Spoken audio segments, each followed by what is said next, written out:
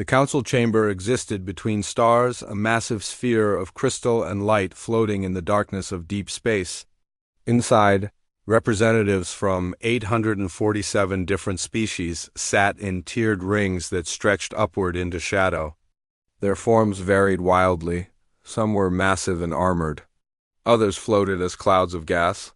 A few existed as pure mathematical equations projected onto reality itself. Ambassador William Drake stood on the judgment platform at the chamber's center. The platform was transparent, making it feel like he floated in empty space. Around him, holographic displays showed his face magnified 1,000 times. Every eye in the galaxy watched this moment. Above him, 3 beings of pure energy materialized. The Ancients. They had witnessed civilizations rise and fall for millions of years. Their voices spoke directly into every mind present, bypassing language entirely. Human, you stand accused. The charges appeared on every surface. Unauthorized military action. Excessive force, violation of the warfare conventions. The list went on for several minutes. But the core accusation was simple. Humanity had fought too well. William kept his expression neutral as footage played across the displays. Human soldiers, moving through a battlefield with terrifying efficiency. A team of 12 humans defeating an army of 4,000 Vryn warriors. Captain Rebecca Stone leading a rescue mission that military experts had declared impossible. The footage showed her team moving through an enemy fortress like water, flowing around obstacles, striking from unexpected angles, disappearing before retaliation could come. The Overseer, a massive creature with 3 heads and scales like black diamonds, spoke first. His voice rumbled through the chamber like thunder. Humanity has been in space for barely 200 years. Yet they defeat enemies that have waged war for millennia. How? What weapons do they hide? What ancient technology did they steal? Murmurs of agreement rippled through the chamber. The hive queen of the insectoid Vressa clicked her mandibles together, creating a sound like breaking glass. They must have found a cache of Forerunner weapons. Nothing else explains their combat effectiveness. William waited for silence before responding. His voice was calm and steady. We use standard kinetic rifles, conventional explosives, normal communications equipment. Our soldiers carried nothing that any other species doesn't have access to. Lies, the Overseer roared. No species achieves such results with basic equipment. The chamber erupted in accusatory shouts from hundreds of species, but then the lumens spoke. The lumens were telepaths, the most advanced psychic species in known space. They rarely involved themselves in council politics. When they did, everyone listened. Their collective voice was soft but impossible to ignore. The human speaks truth. We have scanned his surface thoughts. He believes what he says. There are no hidden weapons. No secret technology. Silence fell across the chamber like a physical weight. One of the ancients drifted closer to William. If this is true, then how do you explain your victories? William chose his words carefully. We trained our soldiers well. We studied our enemies. We adapted our tactics to each situation. Every species does this, a snake-like delegate hissed. Why does it work better for humans? Perhaps because we've had more practice. The Overseer's 3 heads all focused on William. Explain, William took a breath. This was the moment that would decide everything. Most species in this chamber achieve space travel after thousands of years of relative peace. Your worlds developed technology and culture and stability. War, when it came, followed strict rules and honor codes. He paused, making eye contact with delegates around the chamber. Earth is different. We've been fighting each other since before we discovered fire. For 40,000 years, humans have waged war continuously. We never had peace long enough to forget how to fight. We never developed honor codes that limited our tactics. When we finally reached space, we brought all those lessons with us. The chamber went very quiet. A crystalline being in the upper tiers spoke, its voice like wind chimes. Are you saying your entire species is built for warfare? I'm saying we learned to survive on a planet that tried to kill us every day. Fighting wasn't something we did occasionally. It was how we stayed alive. The Hive Queen leaned forward. Your own planet tried to kill you? Earth has extreme weather, dangerous predators, deadly diseases, and natural disasters. And when we finally conquered our environment, we had only each other to fight. So we did for millennia? The implications settled over the chamber like a cold fog. Species that had known peace for most of their existence were trying to comprehend a civilization that had known only conflict. The ancients conferred silently. When they spoke again, their decision was final. Humanity will be banned from all combat operations. Your warships will be decommissioned. Your soldiers will be retrained for support roles only. You will not participate in military alliances or defensive pacts. William had expected this, and if we refuse, then Earth will be quarantined, cut off from the galactic community forever. William looked up at the ancients. You're not banning us as punishment, you're banning us because you're afraid? No one denied it. The overseer spoke into the uncomfortable silence.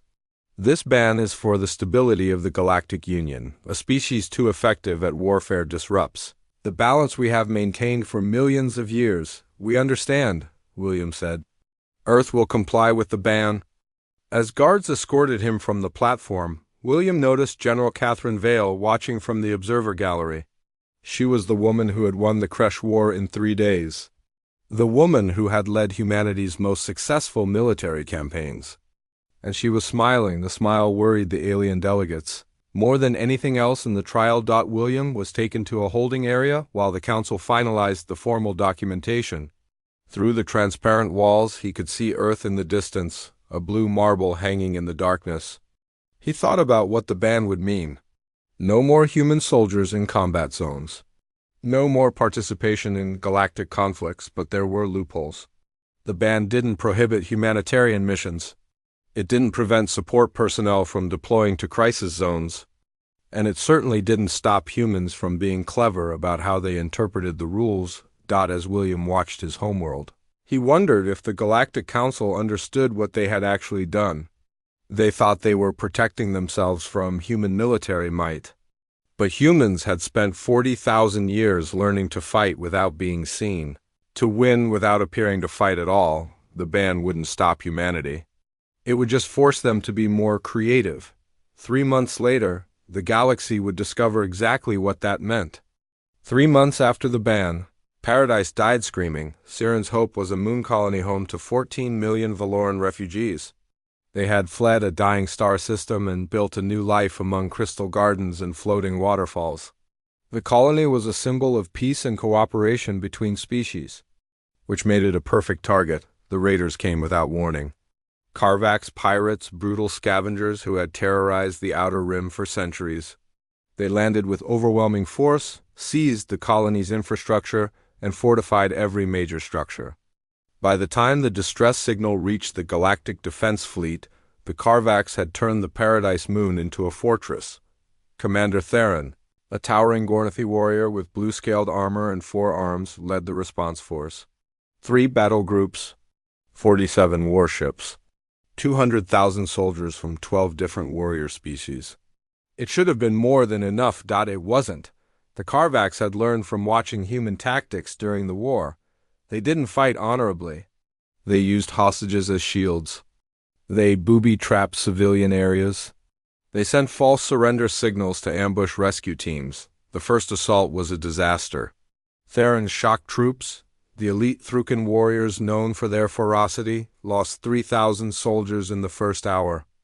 Their traditional charge tactics met prepared kill zones and hidden explosives. The armored Gornathi phalanxes, which had held lines against armies for millennia, broke against Karvax defenses that refused to fight fairly. After 2 weeks, the defense fleet had liberated only 2 districts of the colony city. Casualty counts climbed past 50,000. Medical ships overflowed with wounded. Morale crumbled. Commander Theron stood in his command center, staring at tactical displays that showed no path to victory. His species had fought wars for 100,000 years. They had never failed to rescue civilians before. The Karvax refused to follow any rules of engagement. They fought like animals. Like humans had. His communications officer approached nervously. "Commander, we have a message from Earth." Theron's four hands clenched into fist. The humans. The species the Council had banned from combat because they were too dangerous. What do they want? They're offering humanitarian assistance. Medical personnel, engineers, supply specialists. No combat troops. The message says they want to help with the rescue operation. Theron wanted to refuse. His pride demanded it. But 50,000 of his soldiers were dead or wounded, and millions of civilians remained trapped. He couldn't let pride kill them all. Accept their offer, he said quietly. The human ships arrived 2 days later. They were painted white with red crosses, universal symbols of medical aid. 200 humans disembarked at the Mai. And fleet base, well away from the combat zones. They wore medical uniforms and carried no visible weapons. Dr. Thomas Reed led the medical team. He was a thin man with gray hair and steady hands. He immediately began treating wounded soldiers with impressive efficiency. His people worked 12-hour shifts without complaint, saving lives that would have been lost. The engineering team was led by technical specialist Lisa Morgan, a woman with oil-stained hands and a quick smile. She and her people began repairing damaged equipment, restoring communication systems, and improving the fleet's logistics. The supply specialists, headed by a quiet man named David Walsh, organized the chaotic supply lines and ensured every unit had what they needed. Commander Theron barely noticed them. He was focused on the failing offensive, trying to find some way to break the Karvak's defenses without sacrificing more lives. Then strange things started happening. On the third day after the humans arrived, a major Karvak's ammunition depot exploded. The explosion was so precise it destroyed only the ammunition, leaving the surrounding structures intact. Surveillance showed no incoming fire.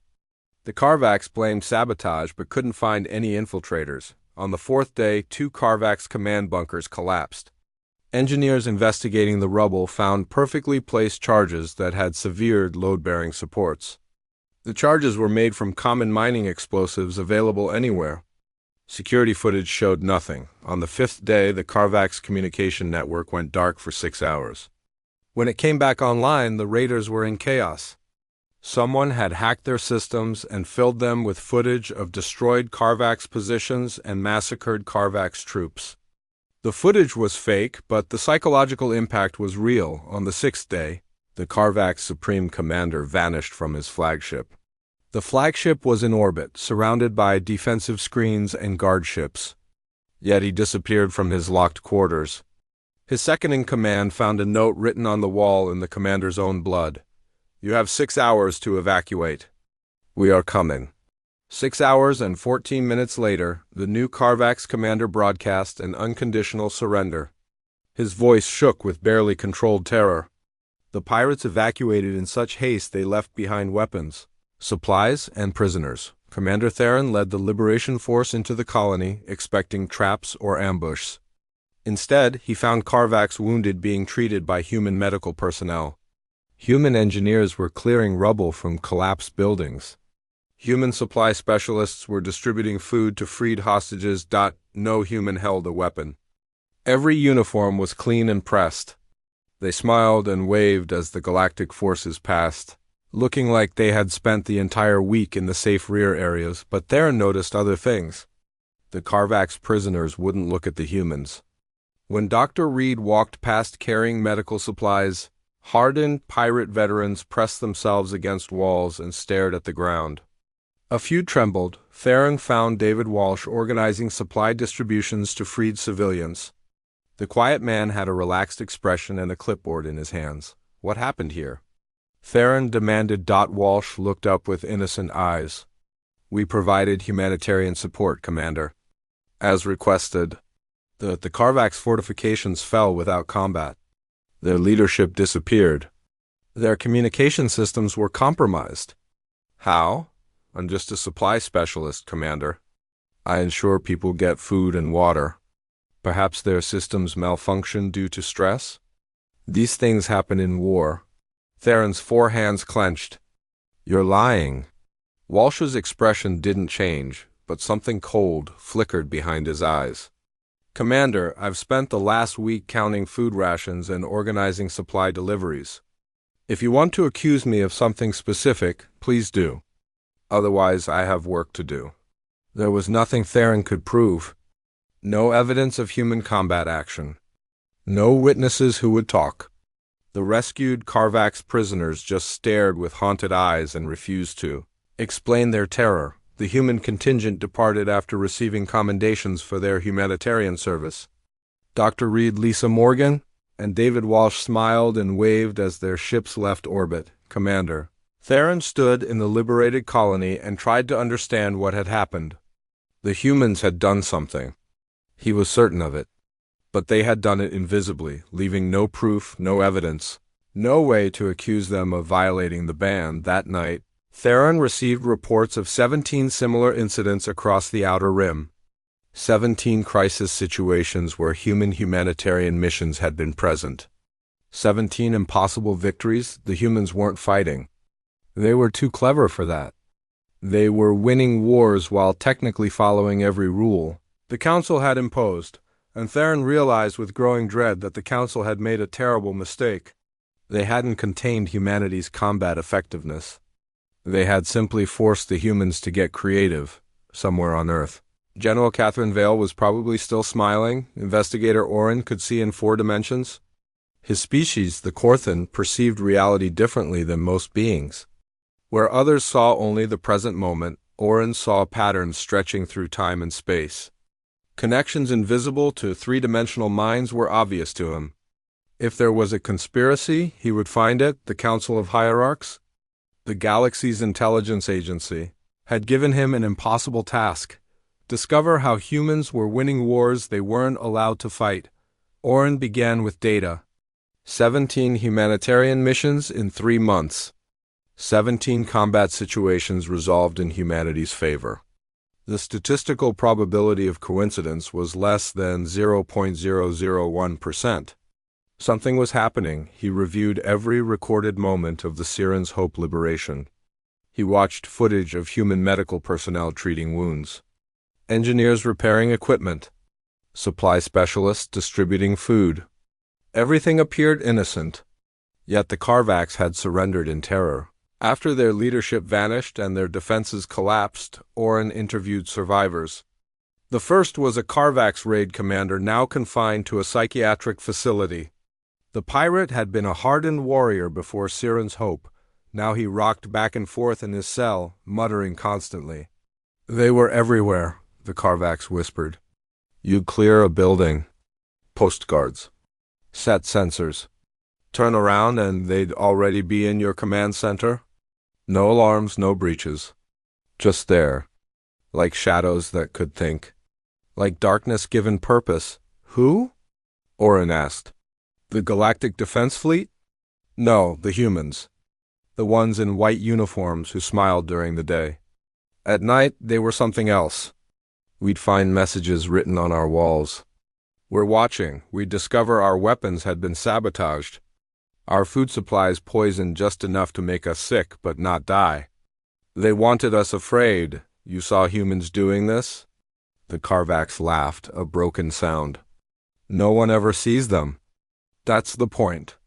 You just know they're there, waiting, watching, planning. Fear becomes a physical thing in your chest. You can't breathe. Can't think. You just want to run before they decide to stop playing.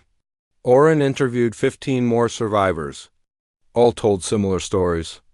Invisible enemies. Sabotage without evidence. Psychological warfare that broke hardened warriors. He traveled to Earth, where Ambassador William Drake granted him limited access to human military facilities. Oren expected to find advanced weapons or secret technology.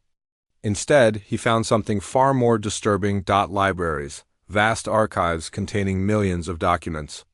Oren could see the 4-dimensional pattern of information stretching back through human history.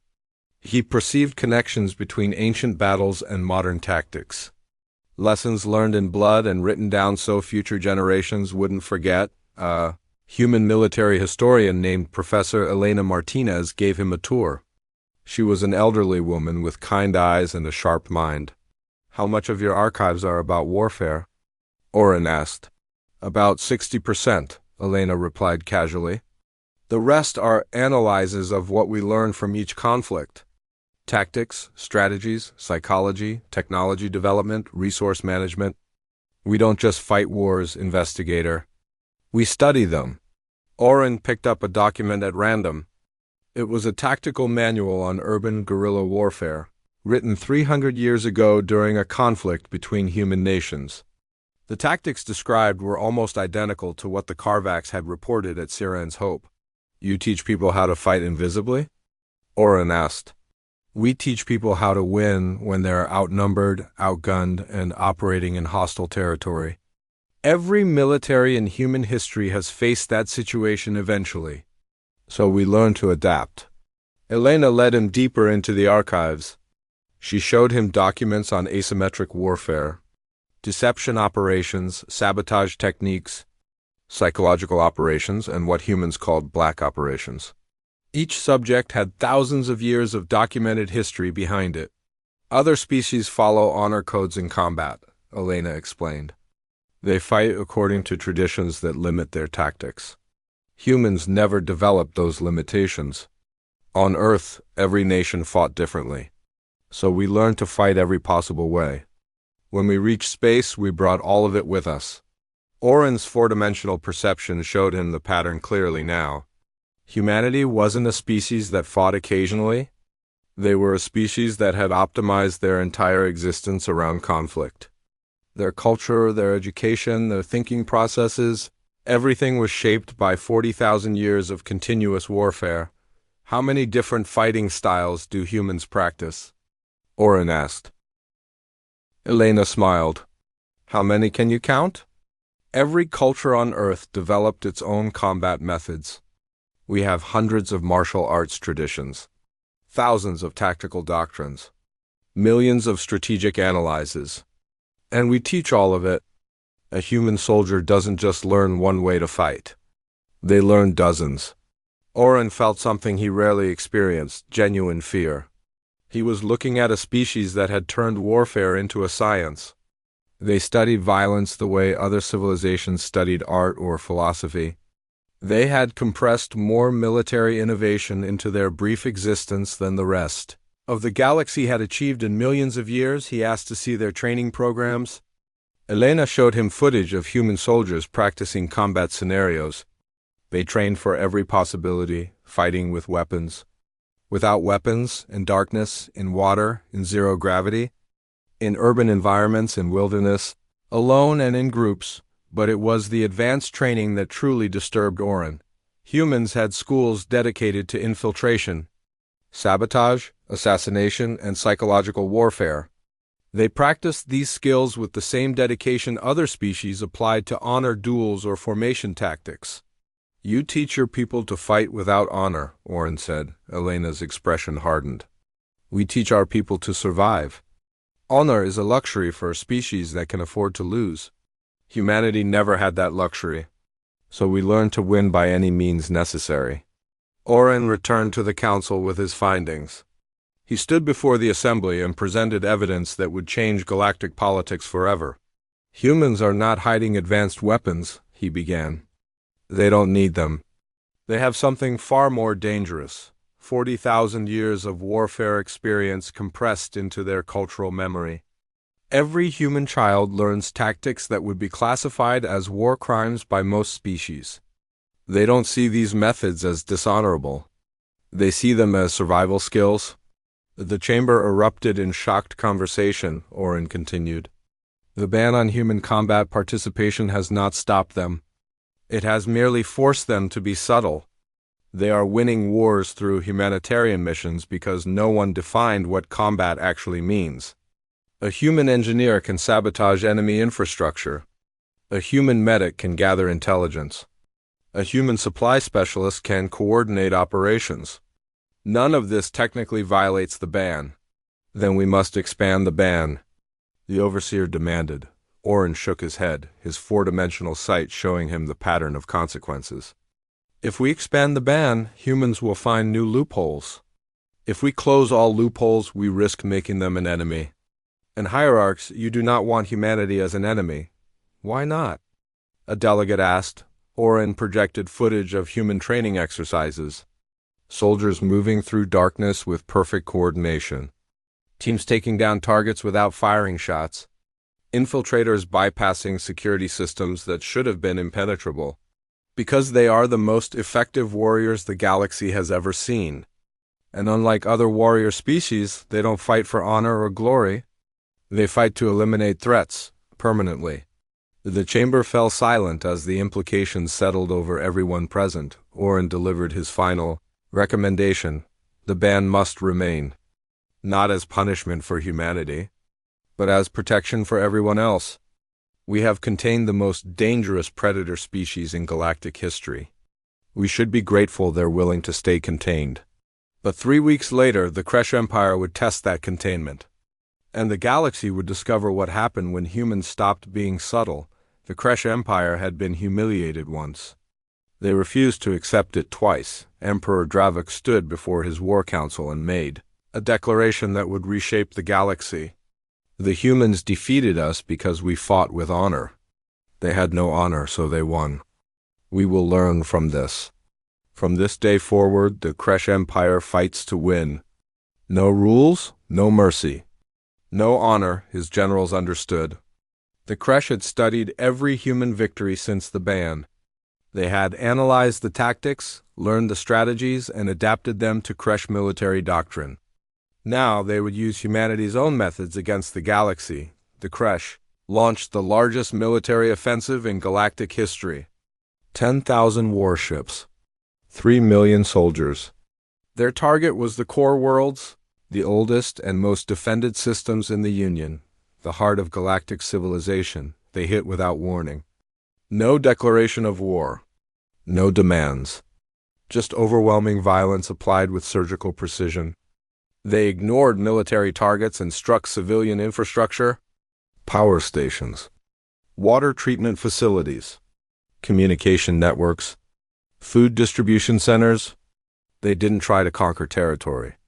They tried to create chaos. It worked. Within 3 days, 2 core worlds fell into anarchy. Within a week, 6 systems were under Kresh control. The Galactic Defense Fleet mobilized everything they had, but the Kresh had learned too well from watching humans fight. They used guerrilla tactics, hit-and-run strikes, and psychological warfare. They made the defense fleet afraid. The council convened an emergency session. The crystalline chamber that usually echoed with debate was silent. The ancients manifested, their energy forms flickering with uncertainty for the first time in recorded history. "We face extinction," the overseer said quietly. His 3 heads looked diminished, almost defeated. "The Kresh are using human tactics against us. We trained our forces to fight honorably. We have no defense against enemies who refuse honor." Commander Theron stood and addressed the chamber. "I fought alongside humans at Siren's Hope. I saw what they could do without technically breaking the ban. If we face extinction, we need to ask ourselves a question. Is our pride worth more than our survival?" The Hive Queen clicked her mandibles nervously. "You suggest we lift the ban?" "I suggest we have no choice." The debate raged for hours. Species who had fought humans argued against it. Others pointed out that the Kresh were winning because they fought like humans. Perhaps only humans could stop them. The Lumens, silent until now, projected their thoughts into every mind present. "We must show you something." They shared a memory. During the war, a Lumen telepath had entered a human soldier's mind during combat. What they found there was not thoughts or emotions as other species experienced them. It was something else.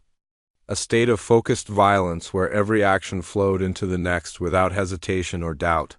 The soldier wasn't thinking about victory or honor or glory. They were simply eliminating threats with the same natural efficiency a predator used to hunt. "This is what humans become in war," the Lumens explained. "They do not fight like us. They fight like their planet fights, brutal, adaptive, relentless. They are born from a world that tried to kill them for millions of years, and they refuse to die. When they wage war, they do not seek victory. They seek the extinction of threats." The chamber absorbed this in horrified silence. Ambassador William Drake was summoned before the council for the second time in 4 months. He stood on the same judgment platform where he had been banned from combat. Now they needed what they had forbidden. The ban will be temporarily lifted, the overseer announced. Humanity may engage in combat operations against the Kresh Empire. But there are conditions. William raised an eyebrow. We haven't agreed to help yet. The shock in the chamber was almost physical. The ancients themselves seemed surprised. You would refuse? One of them asked. The council banned us because we were too effective at warfare. You said we disrupted galactic balance. Now you want us to fight your war because you're losing. I think that deserves a conversation about terms. The overseer's scales bristled with anger, but he restrained himself. Desperation made for poor negotiating positions. What do you want? William's answer was simple. We'll end this war. But we operate independently. No oversight, no restrictions on our methods, no questions about our tactics. You give us complete operational freedom. That's unacceptable, a delegate protested. You could do anything. Yes, William agreed. We could, but we're offering to save your civilization. I think that's worth trusting us for a few weeks. The council had no choice. They agreed to humanity's terms. William had one more condition. When this war ends, the ban remains permanent. We don't want to be your soldiers. We don't want to fight your battles. We'll save you this once, then you leave us alone. The council agreed to everything. They were that desperate. General Catherine Vale received the authorization she had been waiting for. She put out a call for 50,000 volunteers. 3 million humans applied within 6 hours. Catherine selected her force carefully. Not the biggest or strongest soldiers. Not the most decorated warriors. She chose the smartest, the most creative, the most ruthless. They deployed in unmarked ships to Kresh-occupied territories. The Galactic Fleet was ordered to establish a quarantine zone around all Kresh positions and pull back. No one was to observe what happened next. Before the operation began, Catherine recorded a message. It was broadcast on every Kresh military channel in the galaxy, spoken in perfect Kresh tongue. This is General Catherine Vale of Earth. You studied how we fight. You learned our tactics. You thought that made you our equals? You were wrong. What you learned was how we fight when we're holding back, when we're trying to minimize casualties, when we're being gentle. She paused, letting that sink in. We are not gentle anymore. We are coming for you. You will not see us. You will not hear us. You will not stop us. Every Kresh commander, every soldier, every ship. We are coming. G for all of you? You should have accepted your first defeat. This time, we will make sure you never threaten anyone again. The message ended. The Kresh military command initially dismissed it as psychological warfare, but Catherine had included footage with the message. Video of human operators moving through Kresh training facilities on their own homeworld. The facilities that should have been the most secure locations in the Empire. The humans had been there, recording, watching, learning the layout. The message was clear. We have already been inside your safest places. Nowhere is secure. Fear spread through the Kresh military like a virus. They had learned human tactics, but they hadn't learned to think like humans. They didn't understand that for humanity, war wasn't about honor or territory or glory. It was about ending threats so completely that they never returned. The quarantine zone sealed. The Galactic Fleet pulled back too. Observation positions. And 50,000 humans disappeared into Kresh-occupied. Space like ghosts descending into a haunted house. The galaxy would not see them again for 19 days, but everyone would hear the screaming. The war ended in 19 days. The Galactic Council didn't receive battle reports. They received nightmares. On day 1, the Kresh Military Command Center on their capital world went silent. The building was intact. The power worked. But everyone inside had vanished. Security footage showed nothing useful. One moment, 300 Kresh commanders were planning their next offensive. The next moment, the room was empty. The only evidence of intrusion was a message written on the main display screen in Kresh blood. We told you we were coming. On day 3, every Kresh military communication network began broadcasting the same footage on repeat. It showed Kresh forward operating bases being systematically dismantled. Not destroyed with weapons, dismantled, soldiers found unconscious. Equipment sabotaged. Supply lines cut. The footage was shot from multiple angles, showing human operators moving through Kresh defenses like they didn't exist. The humans were visible in the footage. They wanted to be seen. They wanted the Kresh to know how easily they had been infiltrated. On day 5, the Kresh Emperor's personal flagship, the largest warship in the fleet, powered down in the middle of a battle. Every system failed simultaneously. Engineering teams found sophisticated computer viruses that had been lying dormant in the ship's systems for weeks, waiting to activate.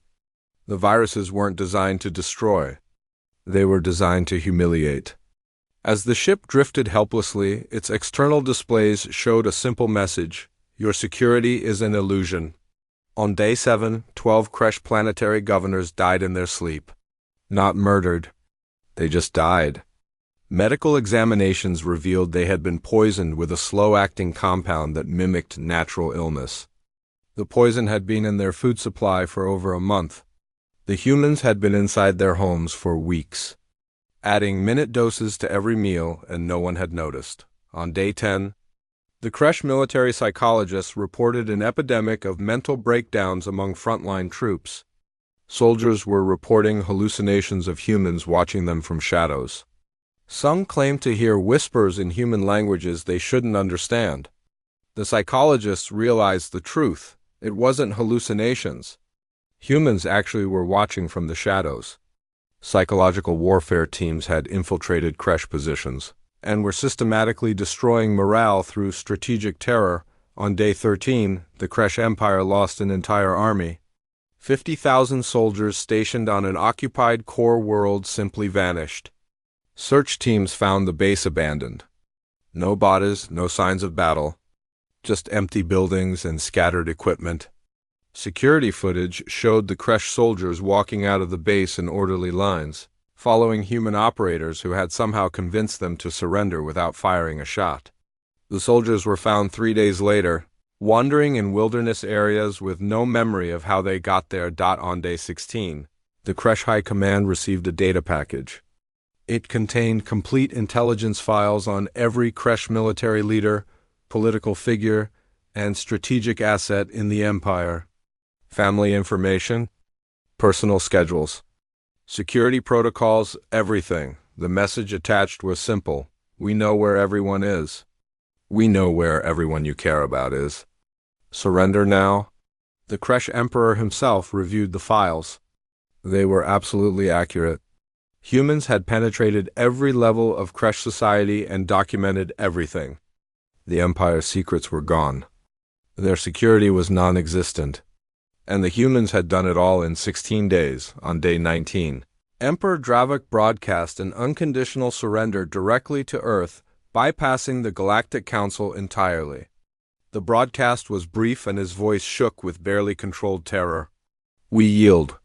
Cease your operations, please. We surrender completely. General Catherine Vale recalled her forces. 50,000 humans returned to their ships and departed Kresh space. 0 casualties.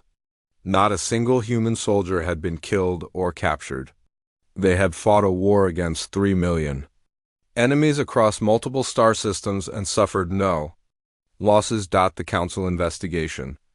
Teams that entered the quarantine zone after the humans left filed reports. That would become classified for the next 1,000 years. What they found in Kresh-occupied territories was too disturbing for public knowledge. Commander Theron was part of the investigation team. He stood in an abandoned Kresh command center and tried to understand what he was seeing. The base was intact but empty. No damage, no bodies, just signs of hasty evacuation. On one wall, someone had written in multiple languages, "You fought well, but you fought humans." Theron interviewed the few Kresh prisoners who could still speak coherently. Most were catatonic. One former Kresh commander, a female warrior who had led armies for 20 years, agreed to talk. She sat in the interview room with hollow eyes and trembling hands. "Tell me what happened," Theron said gently. "We were winning," she whispered. "We had every advantage. Superior numbers. Better positions. We had studied their tactics. We thought we understood them." She laughed, a broken sound. "We understood nothing. What did the humans do?" "Everything, nothing. We couldn't predict them. We'd fortify a position, and they'd attack somewhere we thought was secure.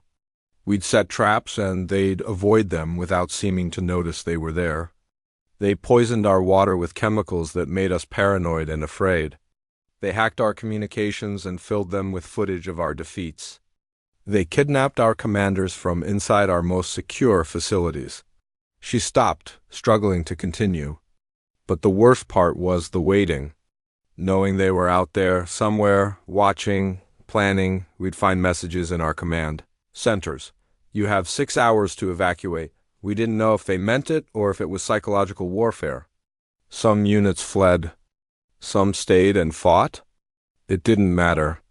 The ones who left were hunted across 3 sectors. The ones who stayed ... double quote, she trailed off, unable to finish.